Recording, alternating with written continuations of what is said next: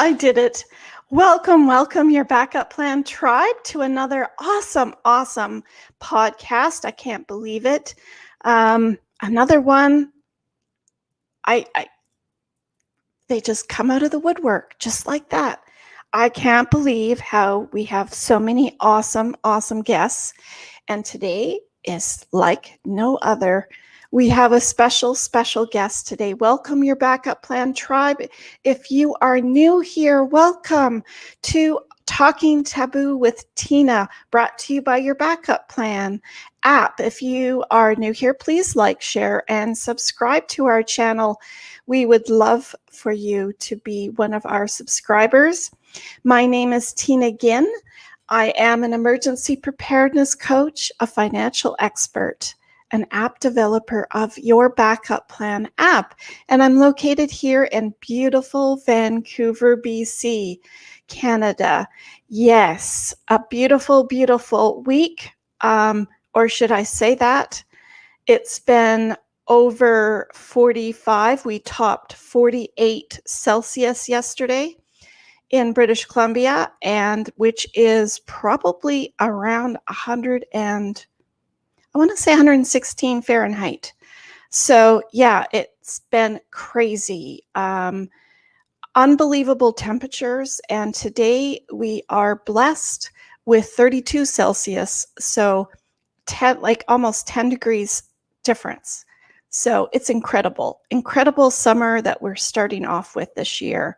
So welcome, your backup plan tribe, to our discussion, our conversation today. I'd like to welcome my German community listeners, because I'd like to welcome United States and Canada, of course, our top listeners, and Germany and Ireland. So welcome, my German listeners. Meine deutsche Freunde sind unserem Podcast willkommen. Wenn Sie Kommentare haben, können Sie gern Fragen stellen. Also danke für deine Freundschaft. Thank you so very much for listening. And Ireland, I don't have an accent for you yet. I'm working on that though, so stay tuned, because I'm going to definitely have a very good Irish accent for you. I'm going to have to get a little bit of training on that one. And Sweden, you too. I'm going to definitely have to work on the Swedish accent. So thank you, my listeners. Thank you. Thank you so very much for listening. I do want to thank you. And please like, share, and subscribe to all of your friends. We have such wonderful guests and tips and tricks. Also, our special guest today, because we're going to talk about trauma, hypnotherapy, which is something that I've never personally explored, but very interesting topic. We focus on real, raw conversations with our listeners about their journey from a life-changing event in their life. And so join me and dive heading up to your backup plan and what it does. What does your backup plan app mean to you?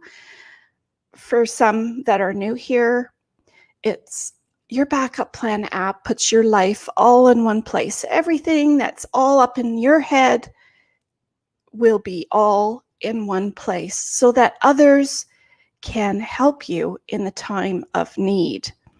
In case of any unpredictable circumstance, while taking that painful aftermath out of that tragedy, because you don't know when that flood is going to happen. You don't know when that earthquake is going to occur. And we certainly weren't ready for the pandemic that we've been experiencing the last few years. So were we prepared? No, we weren't. And those are prime examples. And of course, I'd like to use another example, is the building that collapsed in Miami, Florida over the last week. I want to send my prayers and my love out to all those families and people that have experienced this horrible tragedy that I would not wish on anyone. So please, everyone, send out your prayers to all those survivors, all those people that are suffering right now, trying to find their loved ones after the building collapsed. What's next? I want to remind you that we do have show notes on each of our episodes in our blog, which is yourbackuplan.ca. So if you're interested in learning more about our guests, then check out our YouTube channel in the description box below, somewhere down here, where you can like, share, and subscribe as well. And those will be our show notes for each of the episodes. You'll find our social links there for our guests and continue to follow, and that way you can continue to follow their journey as well. The first thing I'd like to remind you is there are some things I'd like to share with you. We are going to start a fantastic giveaway, and these are so much fun. We're going to keep choosing our top reviewers to review some really cool Your Backup Plan merchandise that I'd love to send to you. If you'd like to leave a star rating on our podcast on iTunes or Google Play, as well as any comments that you would like to have, share, or if you have new ideas that you would like to send our way about guest opportunities, please do. Your name will be then entered into our draw each and every month. All right, so let's get excited. I'm so excited for this guest today, Janine Wirth, and she's coming to us from beautiful Germany. Yes, Germany. So there you go. She can also speak some German to us. So welcome, Janine here. Oh, come on, there we go. Hi, Tina. Hi. So this is Janine Wirth, and she's coming to us on a beautiful evening in Germany today. So thank you for coming on our show, Janine. I am so excited to hear more about you and your story. A little bit about Janine is she is known as a trauma whisperer. She's a licensed psychotherapist, a clinical hypnotherapist, and business coach specializing in helping female entrepreneurs heal from painful life experiences, because you've had a few yourself, Janine, and I'm so excited to get into your story. Unbelievable story. And I want to say it reminds me of Wizard of Oz in so many ways. I feel that in your story, you had little glittery red shoes on that you clicked your heels and took you away from that scary event that you had happen to you.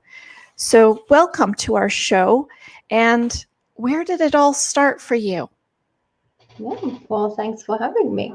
Well, You're welcome. I grew up, I was born and raised in South Africa. And there you get your driver's license when you're 18 years old. And the day that I got my driver's license, it was a Monday, I decided, because I already had a car that I had bought in advance, in anticipation of getting my license, I decided that I was going to go out with some friends that evening to a restaurant to celebrate the fact that now, this huge milestone, it's like this beginning of your freedom and your adult life. But I never made it to the restaurant because in the parking lot, two armed men approached the car. As I bent down to get my handbag to want to exit the car, I looked up and there was an armed man at each window. And I had a friend with me, and they basically forced us to climb over the seats so we didn't exit the car at all. And instead of just taking all our belongings and the car and leaving us there, they decided to take us with them. So, yeah, I was like, oh, this can't be good. Were they scary? Like, were they like very aggressive, or were they very calm in doing it? No, one in particular was extremely aggressive, and I mean, they were armed, so we did what they told us to. And they drove us to the next town in this very secluded beach area. And when we got there, they were looking for rope in my car. But why would an 18-year-old girl have rope in her car? And of course, I didn't have any. So the aggressive one was getting really agitated. and he grabbed me by the arm and started pulling me up a sand dune. So I was standing at the top of this huge sand dune looking down at his accomplice and my friend, and he then put his gun to my head and said, "Take off all your clothes." And often people talk about the fight, flight, or freeze reaction, and you never know what that's going to be until you get to that point. And my reaction was fight. In that moment, I just felt this really intense rage. And I looked at him and I said, "You will have to shoot me first." And I could see like the shock on his face, because that's not how it's supposed to go. I'm supposed to cry, beg, plead, do whatever he tells me. And he was like, what now? Kind of thing. You really caught him off guard. Yeah. In that moment, I used that opportunity to start speaking to his accomplice and telling him, "You've got all our belongings. Take the car. Just go. You've already got everything." Back in the day, I had this huge Nokia that was like a brick. I was like, "You've got my phone, you've got my watch, you've got the money. Just take the car and go." And they were then speaking amongst themselves in their own native language, which I didn't understand. But is that like a tribe then? Would it be a tribal language? Yes, in South Africa we have 11 official languages. So, and his accomplice, which was the calmer one, could basically convince him, "Okay, we're out in the middle of nowhere here. We don't have rope. Let's just take the stuff and go." Which they did, thankfully. So my friend and I were stuck in the middle. It was like after, I think it was around 9 p.m. at night, in the middle of nowhere, in the dark. And we started running and we came to a road. And luckily, a fisherman came by in his pickup and he stopped for us and said, "What are you doing out here?" And we told him what happened. And my friend's brother-in-law was in the police. So he used this guy who stopped for us, his cell phone, and phoned his brother-in-law, told him what happened, gave him the description of my car. And while all this was going on, I was like, well, maybe the guns were fake, or, because you try and calm yourself down and try, because it's a life-threatening event, you try and convince yourself, well, it's not as bad as. But the police did have a shootout with them. The guns were real. I did get my car back. It was a bit damaged, but I did eventually get it back.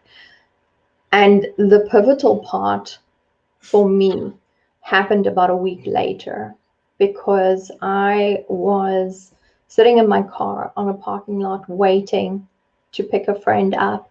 And another friend who didn't know what had happened to me tried to prank me by creeping up on my car and hitting his hand down on my driver window. And of course, that just created this huge reaction in me. It felt like I couldn't breathe. I had heart palpitations. I had this rush of fear. And I thought to myself, okay, this is not how I want to live my life. My adult life is basically just starting. And that led me to go and see a therapist. And he obviously diagnosed PTSD, post-traumatic stress disorder.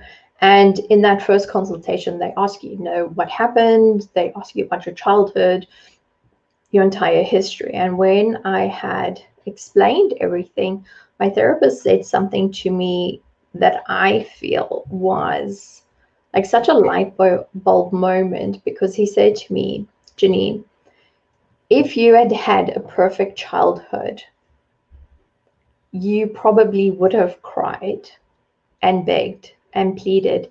And I don't know if you would have survived and if we would even be having this conversation right now." And in that moment, isn't that interesting? In that moment, it was like, that was the first little drop of gratitude that I'd ever felt, for the events leading up to that I thought, okay, maybe there was a purpose. Because all throughout my childhood, I was like, why is my family so different? Why don't I have the kind of mother that's, waiting at home with hot chocolate and freshly baked cookies, because you tend to compare with your friends and you see, well, this is a completely different scenario. And from there, that basically started this passion that I have for trauma, because I was parented by a woman who had experienced trauma and unfortunately didn't receive help, because back in the 70s, so I know what it's like to be parented by someone who's experienced trauma. I've experienced trauma myself, and I know for a fact that if it affects every single part of your life, how you parent, how you show up in relationships, how successful you'll be. So for me, because it affects so many different parts of your life, I thought this is something that I need to get all the information that I can on. And I started reading everything I could find. Life went on. I went into a corporate career, and it was only a few years ago when one of my best friends was on his deathbed. He had developed cancer, and they said to him, well, we think 2 to 3 years, and he was gone within 6 months, and it was here in Germany, and I was visiting him at hospice, and he said something really amazing to me. He said, make sure you are doing what you love, because I thought I would have more time. It goes by so quickly. Yeah.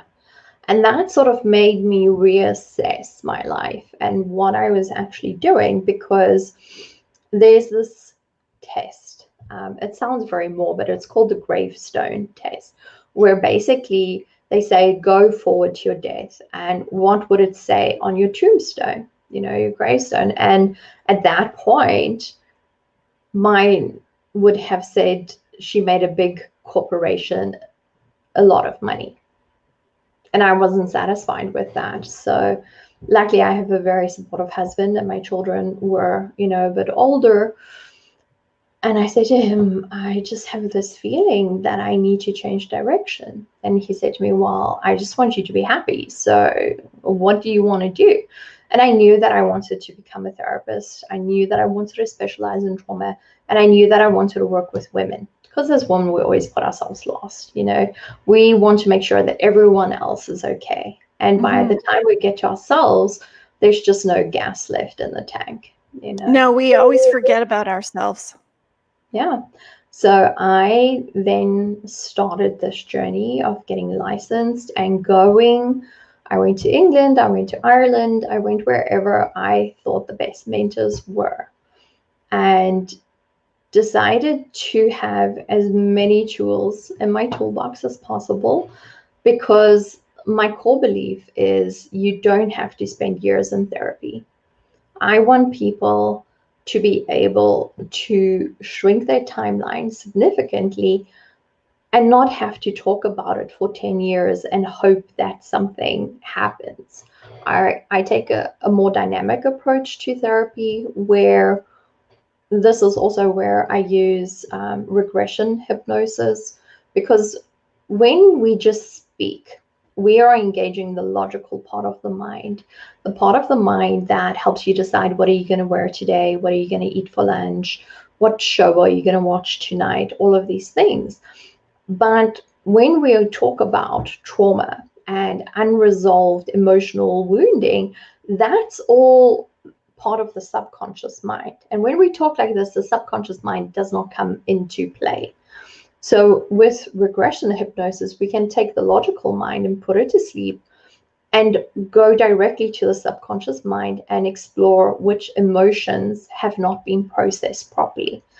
As you can imagine, as a trauma specialist, I hear the worst of the worst stories, women that have been raped, all kinds of awful things. But I always tell them, broken bones heal, cuts, bruises. With enough time, the body heals. But emotional wounding doesn't heal by itself. You have to actively engage to process that. So when we go straight to the source and we go and find out what emotions need to be processed, we can take 10 years and turn it into a couple of months. So And that is what I liked. a couple things. I want to backtrack a little bit from what you're saying. So in that moment when, because of what you were saying with the trauma, you didn't have any physical inflictions on you or your friend, right? No. But a lot of emotional trauma. And so when you think of it in your mind, and I know it's hard to figure out but I know with trauma that you have visions of the episode in your mind. You have visions of hearing his voice. Your visions of smelling. Like, was there any smells that you can remember? Was it really hot outside and it just added to it? And what made you feel inclined to say, well, no, I'm not going to take my clothes off and you can just take my car, kind of thing? What do you think made his friend, the one that wasn't so vocal, change their mind? What do you think happened there? And what did your friend do at the same time? Were they the opposite of you, not being strong and just crying, or? No. So my friend was standing at the bottom of this dune where they had parked the car, and he was in a very tough position because I'm up there with someone holding a gun to my head. He's down here with someone having a gun pointed at him. So what can you really do in that situation? This is not a situation that calls for bravado because we weren't armed. No. What were we going to do? If he did anything, he'd probably get shot on the spot. So I wasn't expecting him to do anything. The things that you talk about, the smell, the sounds, and this is what we refer to as PTSD triggers. Yes. And this is the parts that we need to help our clients process, because when you smell that familiar smell or you hear a sound that reminds you of the event, the part of the brain that processes trauma can't tell time. It just goes, I know this, I recognize this, and it goes, ah! And your amygdala, the part of you which is like your alarm system, freaks out, right? So for me, when I got my car back and they had some of their belongings, like a lunch tin, and in the radio they had a cassette with their music, that was quite an interesting experience, because that proved to me this wasn't just a bad dream. This really happened. And I was in my car with my sister, and she was sitting in the back seat, and she's like, I just can't try and imagine you like sitting here in the back seat, like what was going through your mind. But in that moment, it's all so surreal. You're just like, where are they taking us? What are they going to do? All of that going through your mind. So it's difficult to explain it to other people, because part of you is experiencing that. Part of you is trying to disassociate and try and be somewhere else mentally, because it's expecting the worst case scenario, So that is the part that we need to process and figure out which are the base emotions. Is it fear? Is it anger? Is it shame? There's so many emotions that come into play, and say, okay, that's what we need to help the client process, because that's the part that the mind is holding on to. The fact that he grabbed me on my arm, I didn't care about that. The fact that I thought I was going to die and had the thought it's going to take them forever to find my body here, that's the part that needs to be worked on. Well, the part that you don't know what they're going to do next, and what was taking off all your clothes going to be next, it sounds like they really didn't have a plan. Well, the plan was to rape me, maybe kill me, and leave me there in the middle of nowhere. that is the plan. Otherwise, why would they take us there? Why would he drag me up the dune? Why would he put his gun to his head and tell me to take my clothes off? They did have a plan. But my reaction, I believe, was the catalyst in changing that, because it went off script. It didn't go as they imagined it would go, or maybe had gone in the past for them. I don't know if I had been the first victim or if they had tried that, how many times. Right. So that's why I say that reaction for me was such a pivotal point, because that was sort of the thing that made them like, oh, what now, kind of thing. And that was the point that my therapist was trying to highlight to me by saying that reaction was from the resilience from your past experiences, where you decided, I'm going to stand up. If nobody has my back, I'm going to stand up for myself. That's so cool, because they must have been shocked and then looking at each other. So it was really good that the other guy that was down below could change his mind also, right? Yeah, because at that point they realized, okay, like, what now? Are you going to shoot her? Like, how far are you willing to go with this? Or how, are you bluffing? It brought them to the point where they had to take some sort of action. And luckily for me, at that point, I mean, I was single, I didn't have any children. I could say that because there was nobody that was, relying on me. What do you think would happen now when you have somebody that you have many people that rely on you in your life? Hopefully it wouldn't, but if it did, if it were ever a point where my children were at harm, I would do something. Because I mean, I would be prepared to take a bullet for my children. So I have thought about that often. And I'm a fighter by nature. My entire life I've had to fend for myself. So I think that is my default setting.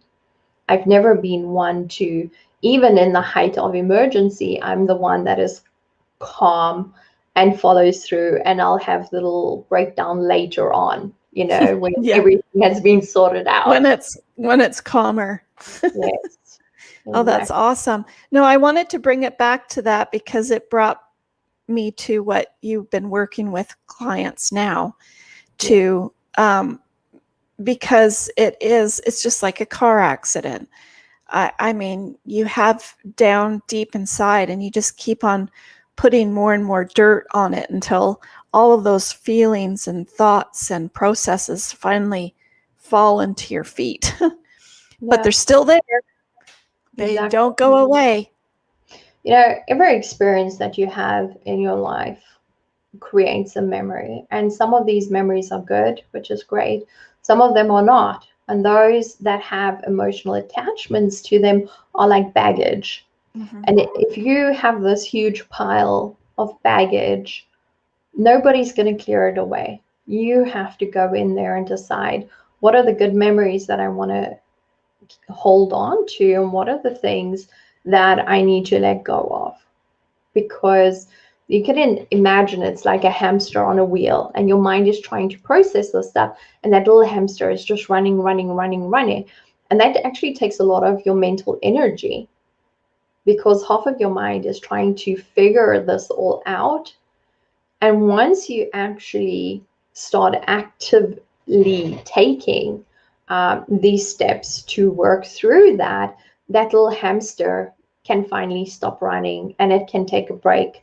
And immediately you have so much of your mental energy back. A lot of my clients say, it's amazing. I feel like I'm 20 again. I wake up before my alarm. I feel like I'm so full of life. It's because that mental energy, that drain, isn't happening anymore.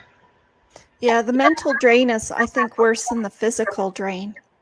Yeah, because when you are in this tug of war with your own mind every single day, at some point it's got to give. It's like you can't do that forever and have a really good quality life. Absolutely. So what can you do for someone like yourself? Say you had a client with the same situation. You have to delve deep into those feelings. And I think that's where a lot of people don't have the strength to dig up that stuff that hurt them so much. Well, my goal is to take the emotional charge away so that these painful life experiences can become neutral, like the sky is blue, the grass is green, I survived a hijacking, kidnapping, and attempted rape. There's no emotional charge to it anymore because I've processed it. It doesn't have any power over me. So for me, it's important to help my clients identify the emotions that need to be worked through. And a lot of people are then scared of reliving these events, but that's not what we do. We want to just go like two detectives and get that information. It's not about reliving. If I have a client, for instance, that gets attacked by a vicious dog, and I take them back to that event in hypnosis, they don't feel that pain again. We're just looking at it as if it's a movie and saying, okay, there you felt this, and that is what you felt, and this is why you feel these things.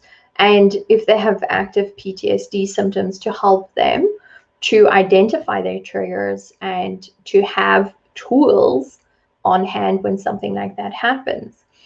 But that's why I love regression hypnosis so much, because instead of talking about it and rummaging around in there and reliving it, we're going straight to the root cause, saying this and this and this needs to be processed, and we get working on it. We're not going to sit and discuss it for 10 years because I think it's pointless.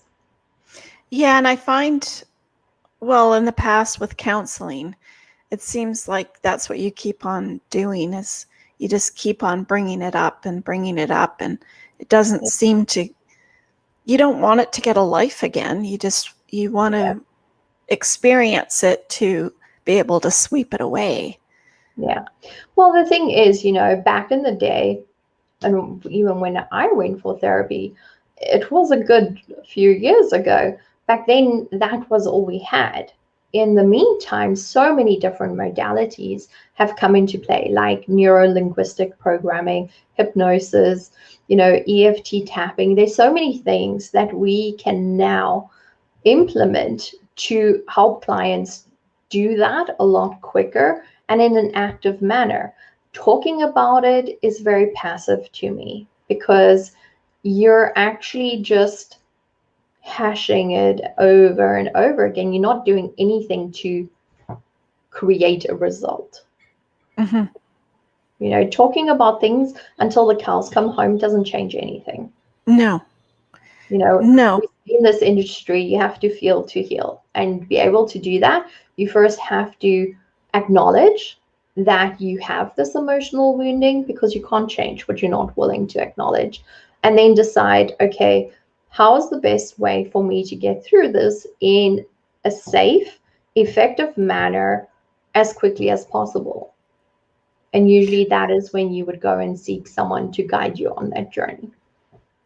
And I think it brings me to the point of sitting with a family or a friend that's dying.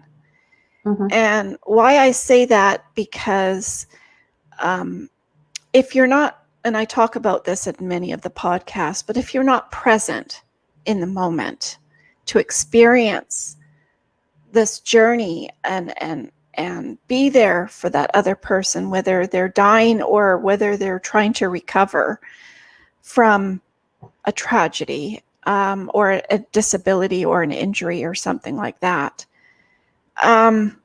I find that if you're not present, which we talk about, because the things that take us away from being present are our fears and all of our things that we're stressed about at the moment. I've had so many clients that have been calling me at that moment and saying, my mom is passing away and I don't know where her bank accounts are, and I don't know where her investments are, and I don't know what she's done with her will, and I don't know where this is, and I don't know where that is. and I'll say it's too late. You can't worry about that right now, and you're going to have so much regret, and it's almost created a trauma to yourself for later, because if you can't be present with the person and really feel like you've done everything that you could, you've said everything you wanted to say, you've heard everything you've wanted to hear before they are able to go, then you're going to have trauma inflicted on yourself because you weren't prepared, if that makes any sense. Yeah, Does I that? think that people will certainly have regret because once that moment is past, you can't You can't get it rewind back. and go back. So I think that in any experience, that moment of being present is super important. And, time is such a precious resource. You can make more money, but time, that is our most valuable resource, in my opinion. And to give someone your full attention and be fully present, I think is one of the greatest gifts available that you can give someone. Absolutely. I, I agree with you. Time is up there with for me as well, but I think love is the number one thing for me, because you can't change that, and love and time kind of go Yeah. hand in hand. Yeah, well, love lasts forever. Time, unfortunately, does not. It's very limited. Yes, yes, it is. So what do you think there was any other um, light bulb moment for you, epiphany or moment that, you've been in this business a while now? Do you think it's you've changed Yes. from? I do think that I have changed and for the better because, when we experience trauma, and I want to clarify trauma for a second. A lot of people, when we talk about trauma, they think horrific car accidents, miscarriages, death. Yeah.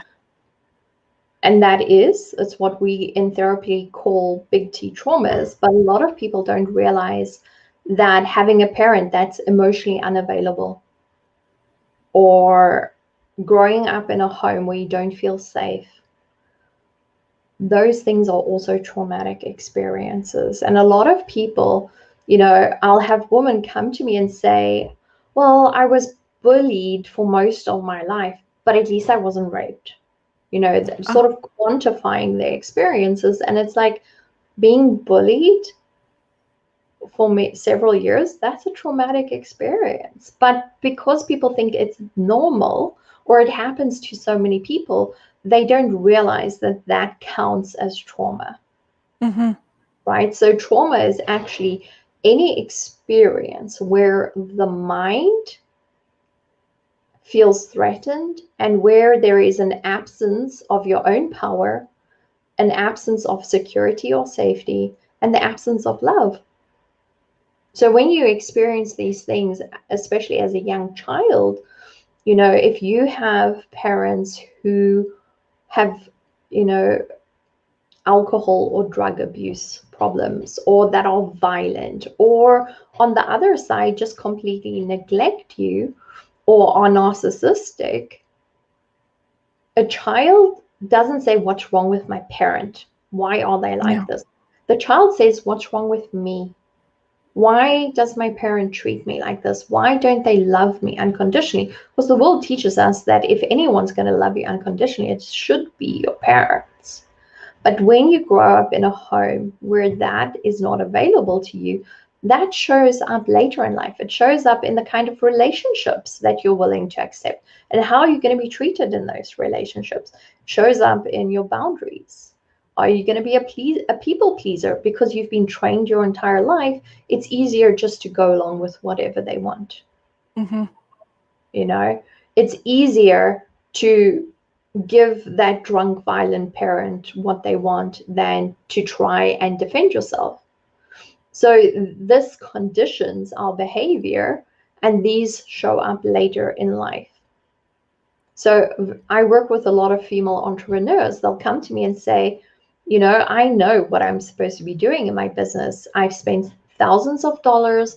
I've listened to all the courses, all the online gurus, but when it comes to taking action, I can't do it. I self-sabotage. And I can then go and see where that started in their life, because your mind wants to keep you safe. And if it feels that being visible, as an example, which is critical, especially in an online business, if it feels that that is not safe for you, it's going to go out of its way to make sure that you're not visible. You will all of a sudden start having headaches or lose your voice, or your technology will fail. Something will happen where you cannot follow through on your plan, even though you had every intention to. And then women will come to me and say, why is this happening to me? Or they have their whole life going so well. They're managing everything so well, but then they're binge eating a whole pint of ice cream 10 o'clock at night when nobody can see them. They're That like, sounds like fun. why is this happening to me? And that is then my job, to go and find out, why is that happening to you? Why are you falling into these patterns of behavior that are actually taking you away from your goals instead of towards your goals? Because when you are fighting against yourself every single day, at some point you get tired and you're like, okay, well, obviously I was never meant to be successful. Obviously this is just not for me. I'm not good enough. And that's not true. You're responding to a certain set of beliefs and conditioned behavior. And once you know what that pattern is, you can stop that cycle and change all of that. But you have to first go back and see, where did this actually start? Why am I behaving like this? Well, I guess it's recognition of what you're actually doing, because I think the pattern it's just making it somehow, especially for women, it makes you feel better. So you do it again. It makes you feel better. Not sure why it makes you feel better. Why does that pint of ice cream taste really good and make you feel better? I'm not sure. Yeah, it's self-soothing. I, for instance, had a client who was, having struggles with emotional eating, specifically binge eating. And she said to me, I've tried everything.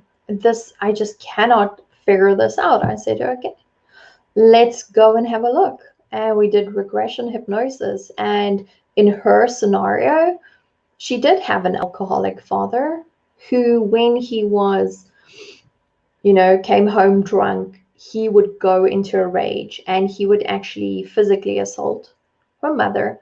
And she was about 4 or 5 years old, and he came home drunk. Her mother was pregnant. He hit the mother.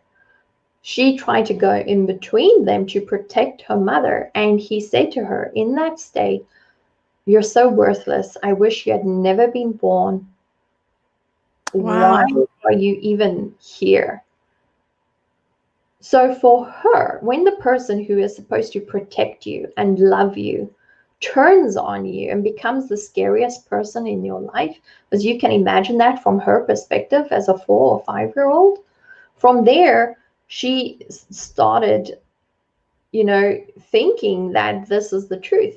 But what would happen after these huge fights is her mother would try and comfort her and give her sweets, put her in her lap, stroke her hair, give her a chocolate or an ice cream, say it's all okay, it's all going to be better. So for her, when she feels overwhelmed, or her boss makes her feel like she's not good enough, or she has a fight with her husband, she wants to go back to that moment of comfort and recreate it or relive it. She can't climb into her mother's lap, but she can definitely eat a chocolate or grab an ice cream. But we don't even think about it. That's what's so crazy. No. It's totally unknown to us that it's like that we just do it. You're on autopilot. Yeah. And when we could identify that pattern, I could explain it to her. She's like, oh my God. And now she knows how to deal with a bad day at the office or an argument with her husband. She knows the solution does not lie at the bottom of an ice cream container, because she knows that her worth is not connected to ice cream, Right. But you have to first be able to identify that and see how it's playing out, because once you do, it's like, oh my goodness, it's like when you've watched the end of the movie, you know how it's going to end, and then okay, I feel this. Usually I would be running towards this, but I'm not going to do that. Instead, I'm going to phone a friend, I'm going to go for a walk, I'm going to journal, I'm going to meditate. It's replacing those negative autopilot behaviors with positive, helpful, empowering behaviors. But you first have to know what's going on. I find putting on that kitchen cupboard where you would go to, or on the fridge, some little messages on little recipe cards, something that means something to you. And that's what I stick on the fridge or the cupboard or on the mirror or when you're getting dressed, or so that it can keep on triggering the positivity circle instead of going to the fridge and getting ice cream and thinking that it will make you feel better. Yeah. Affirmations are definitely great. The work that I do is more about reprogramming neural pathways so that you don't have that autopilot. Because when someone is in that moment and they just want relief so badly, at that point, a lot of times the affirmation, they won't stop to read the card. It's too late for them. So with that process of using hypnosis, you can actually reprogram their thinking so that they don't get to the point where they're actually even walking to the cupboard. But, affirmations, I think, are definitely a good starting point for people if they maybe can't afford to go and work with a therapist at the moment. Just to start the process of the loop, stopping that loop somehow. Yeah. Oh, that's awesome. Did you have any final notes, messages for our listeners? Sure. So I would like to give your community, if they are interested, a free Heal Your Inner Child hypnosis, which I believe is a good starting point for people who are interested in going on the healing journey. And this will show you that it doesn't have to be scary or intimidating, that whatever happened to you in your past is not your fault, but healing is your responsibility, especially if you are a parent or want to be a parent. I always tell my clients, your goal should be to give your children a childhood they don't need to heal from. And the best way to do that is to heal yourself so that you are parenting in the moment and not from these old wounds and being triggered on a daily basis and reacting to that. It's the reaction part. Yeah. Because, yeah, I guess it's the realization first of what you're doing, and then maybe the reaction of realizing that you are triggered by certain things and looking at what triggered you, and so that you can start that healing process. Yeah, that awareness. Mm-hmm. Because as I said before, you cannot change what you're not willing to acknowledge. And to acknowledge something, you have to first become aware that this is a problem. Mm-hmm. That's the hardest part, is that first step. I always talk about it. If you're really suffering, any listeners out there that are really, really suffering out there, that cannot find the light or have had something happen to them, I always go back to my car accident when everything's fallen apart and I go in this black room. You feel like you're in a black, dark room and you're looking for a little speck of light that you can feel like you're alive again. And when I found that door handle, and that you could turn that door handle and see a little sliver of light around the door, and then you can actually work on opening it and seeing the beautiful, whatever that looks like for you outside of that door that you can walk through. It's just amazing, but it's such a struggle to get to that point, I find, in my past anyways. Well, I think that some people, especially people who know that they've experienced trauma, particularly in their childhood, a lot of them actively seek solutions because they know that this could and probably is causing some sort of problem or self-sabotaging behavior. It's people who don't realize that the years of bullying or having that parent that's not available to you, that is actually a traumatic experience because the trauma isn't as obvious to them in the beginning. Yeah, it's those hidden little things that bullying is hidden. It's all those little hidden things that you don't even know that affect you. I am yet to meet a person who has not experienced trauma in some way, shape, or form, whether they know it's trauma or not. Every single person, even if they have parents who were amazing and tried their best, it will then be in the form of a teacher that tells them you're never going to amount to anything, or friends that bully them, or someone doing something to them at some point. So I want people to realize that it's nothing to be ashamed of. Every single person has experienced trauma in some way. Some of us are just more vocal about it because we want to make it normal for people to speak about it. Well, and understand it. Speak about it and really understand it, because I think we don't really understand it in the moment. I just wanted to, thank you for that message. That's beautiful. And I will make sure that the link is down below in the description box for our listeners, both on our YouTube channel and our podcast. Thank you, Janine. Did you like to say anything to our German listeners? You mean in German? Ja. Sure. Ich freue mich, dass ihr da wart und gehe mal gucken auf meiner Webseite oder schreib mir mal einfach eine Nachricht. Ich bin auch auf Instagram. Ja, ich freue mich auf euch. Awesome. Danke. So I would like to just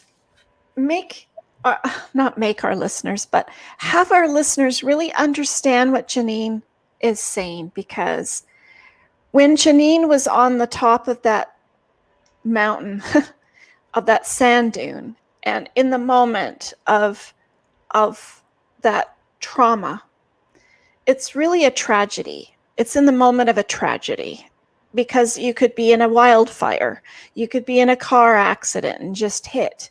It's that same kind of moment.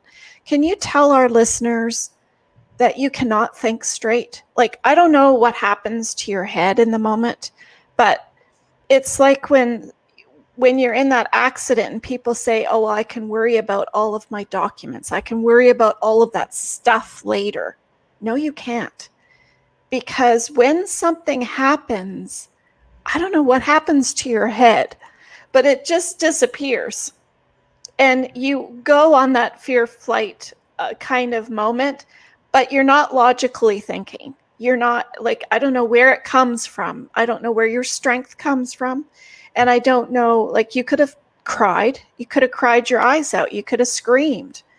You could have done many things. And even if you were to do it all over again, Janine, I don't think you would even maybe do the same thing. We don't know what we're going to do in the moment. No one can tell us. But in that moment, it just overcomes your whole body, and your mind doesn't even think straight. And it's the same thing when someone is dying. You cannot think straight. And in that moment, your only thought is, here is this, most of the time, life-threatening situation. How do I survive? Mm-hmm. It's like this, they talk about the lizard brain that kicks in, and its only job is to keep you alive in that moment. So right. So, well, thank you. That was beautiful. Not a beautiful story. I'm sorry for your experience. Thank you. But look at where it's brought you today. And I'm sure you're happily helping, healing many, many people. And I want to thank you for all that you do for helping people. Thank you. And thank you for providing this platform where people like me can hopefully inspire other people and create awareness and give them the courage to take that first step. Absolutely. It's a tough step, people. This is a tough step. But it feels so good when you actually do it. So I hope we've inspired each and every one of you. So please take a moment and subscribe to our channel. Maybe add a little bit of testimonial and some good reviews would be really super duper. And click on that bell. And our last guest, Paul, always makes me sing my song. Ring my bell, down there, down below.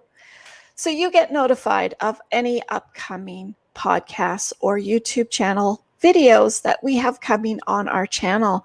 No one is Superman, so expect the unexpected. Stay tuned for our next podcast and our live stream on our YouTube channel.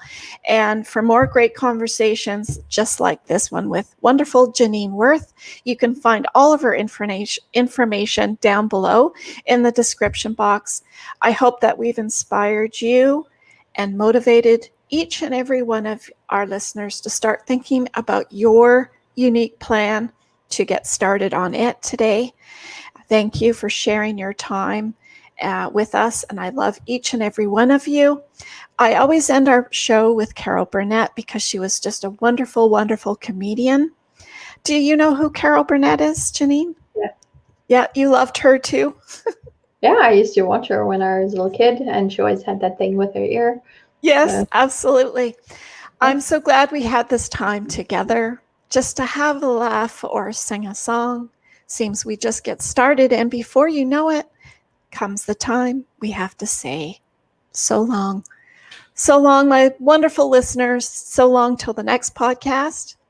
Thank you. Stay safe. Stay cool over the summer.